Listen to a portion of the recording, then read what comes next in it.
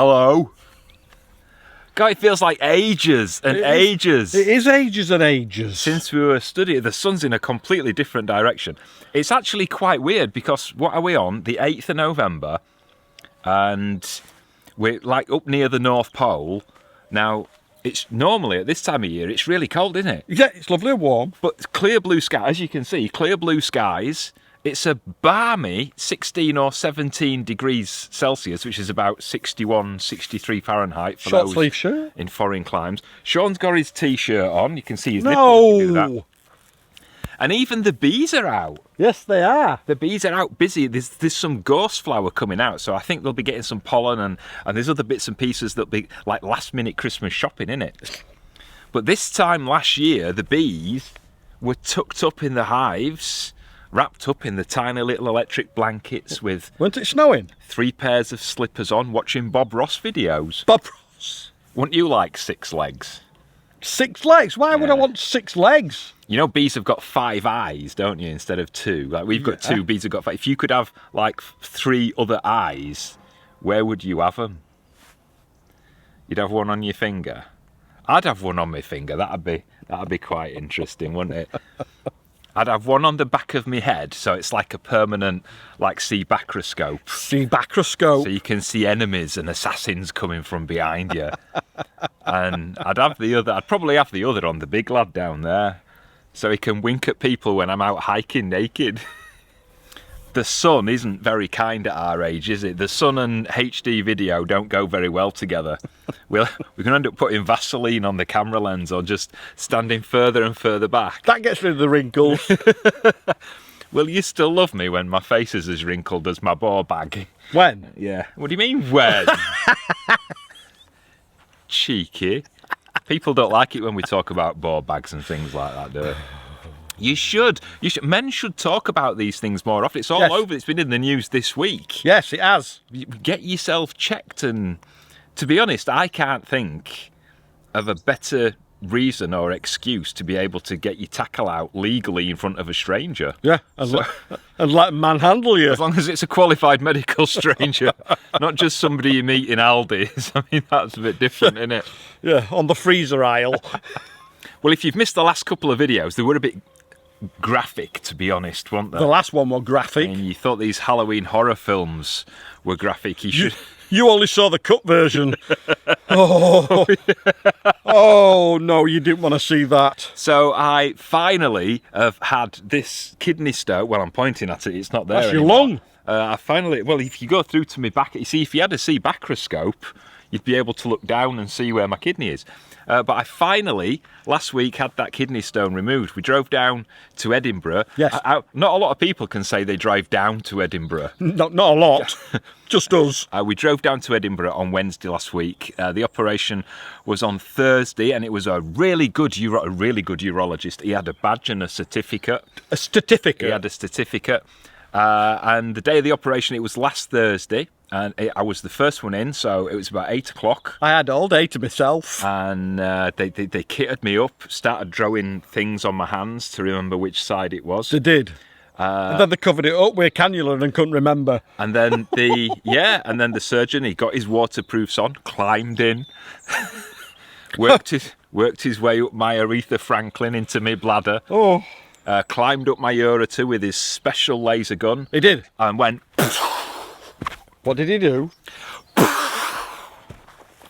Crackers. There's a video of it. Apparently the operation was a little bit more challenging than he thought. I think it was like the stone was really buried. It was like, I'm not coming out. It was really deep in your kidney, wasn't it? Been here for years. But he got it. Not only did he blast it with the laser, but he actually managed to get all the bits out, because normally you pass the bits in the days and weeks afterwards. There was still a few there. But he got all the big bits out, and he sent them off to see what they're made of, so that I can see if there's anything I can do to stop any forming in future. And a lot of people have been commenting about that, saying, oh, don't do this and drink this and take this. Use this cream. You don't know until you find out what it's made of. And I've only had one stone, so it's not like I've got recurrent stones. I'm in my like late 30s now, early 50s. But yeah, so we've got to just wait and see what happens with that. Yeah. I tell you what, coming round from the anaesthetic is always a bit of a strange experience for me. I don't know about you. It was a strange experience for me because he phoned me. But when I came round, I was like, and I always do. As soon as I start waking up, I'm really like I'm fitting, and I'm shaking and shaking. And I remember saying to the shock to the nurse that I was cold, because I'm always cold. And I could have sworn that I heard her say something about a hairdryer, because the next minute I could feel this like massive hairdryer warming me up like I was a fresh perm or something. The anaesthetic does mess with your head though, doesn't it? Messes with your head. I'm fine when I have it. I did ring Sean. As soon as I got back to my room, I rang Sean, and I was proper freaking out on the phone, wasn't I? Saying, somebody's messing with my legs, somebody's messing with my legs. And you said, is there anybody in the room? No, just me. It felt like somebody was messing with my legs. Honestly, it felt like somebody was like stroking my legs, but not in a nice way. Because it's nice when they do that kind of caressing. He had these things round the bottom of his legs that massage your legs when you're laid still so you don't get DVT. No, I just thought somebody was freaking with my legs. It felt like they were squeezing them and then letting them go. That's what it were doing. I know, but I thought it was somebody doing that. I hadn't told you this, but after I put the phone down to you, I was watching the telly on mute for 20 minutes and started crying because I thought I was deaf.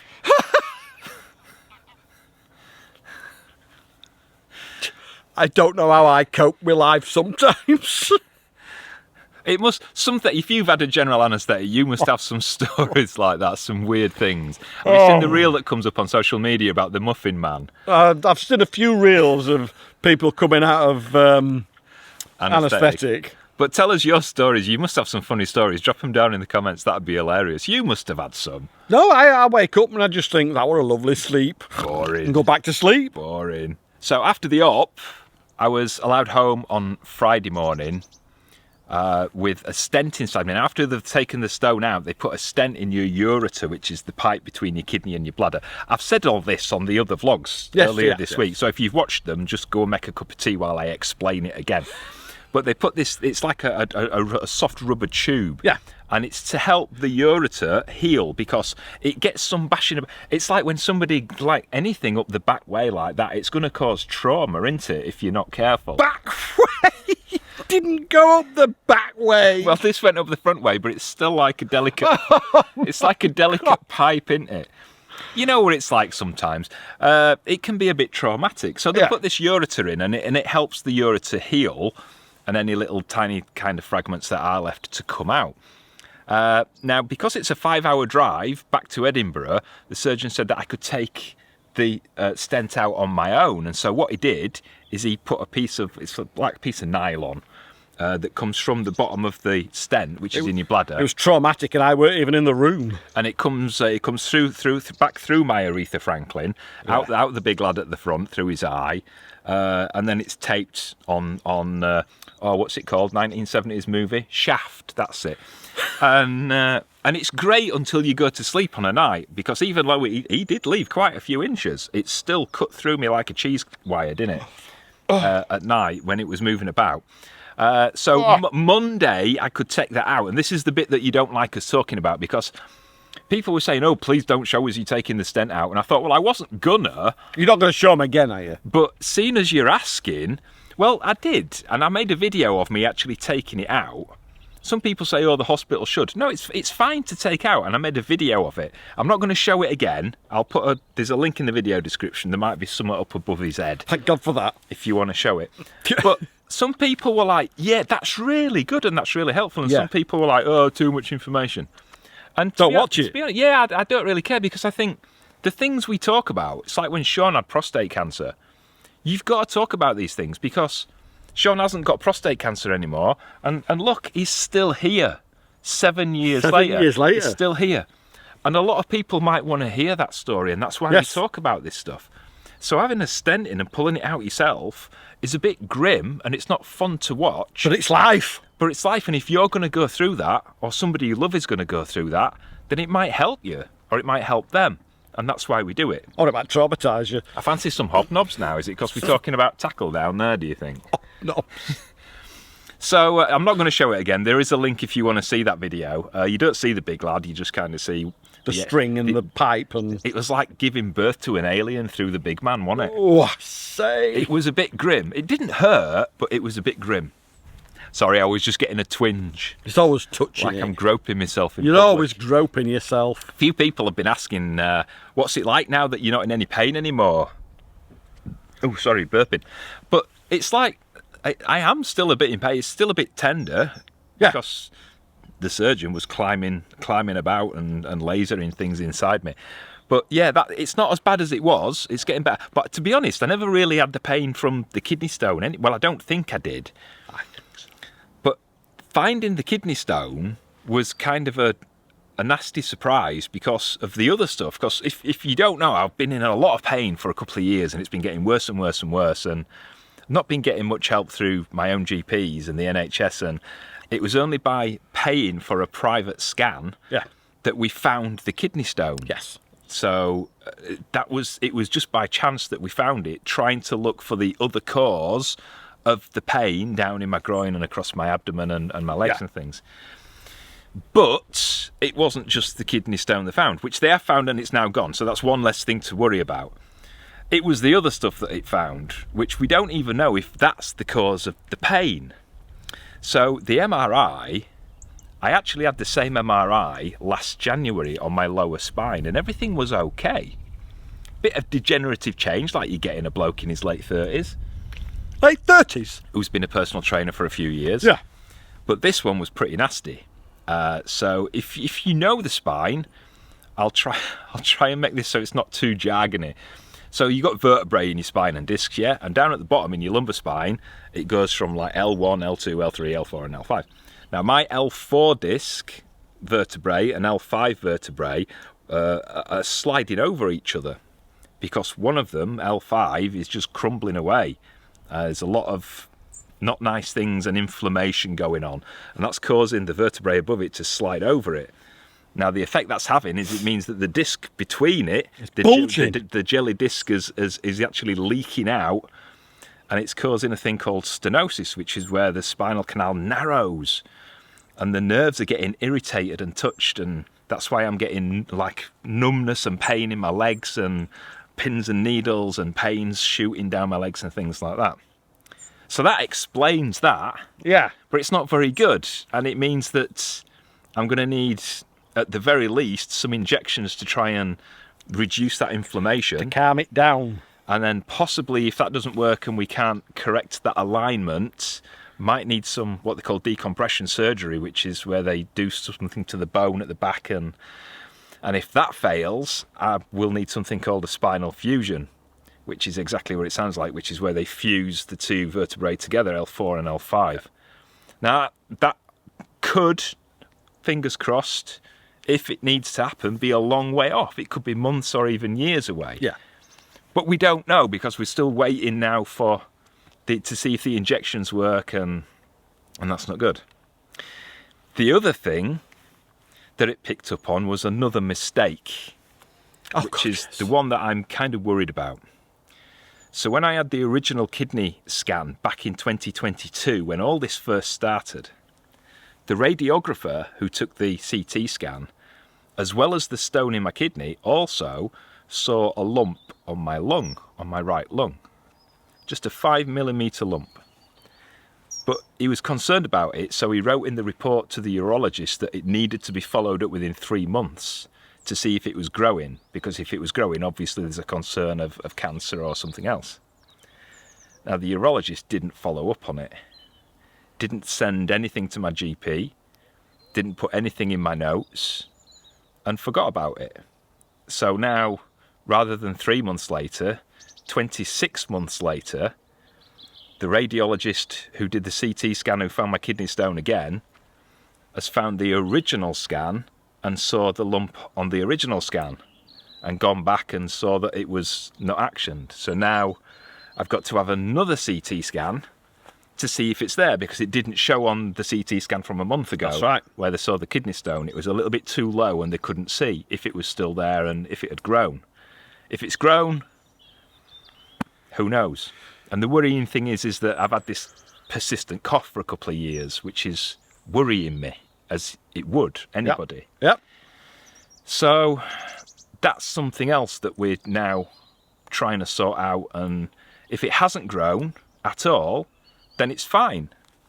And the chances are, the odds are, that it hasn't grown. But if it has, and it's to do with this persistent cough, then I could be in trouble. And that's another road that we're going to have to navigate. Yes. But, yeah. Everything that I've ever gone to my GP about in the last 3 years... They told him it's in his head. According to my notes, it says on almost every single appointment, health anxiety.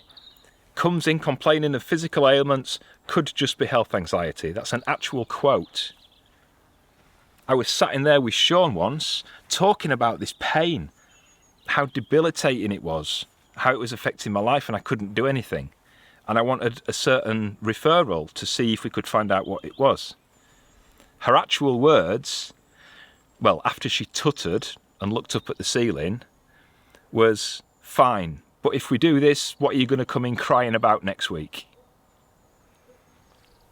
That's what we're having to deal with.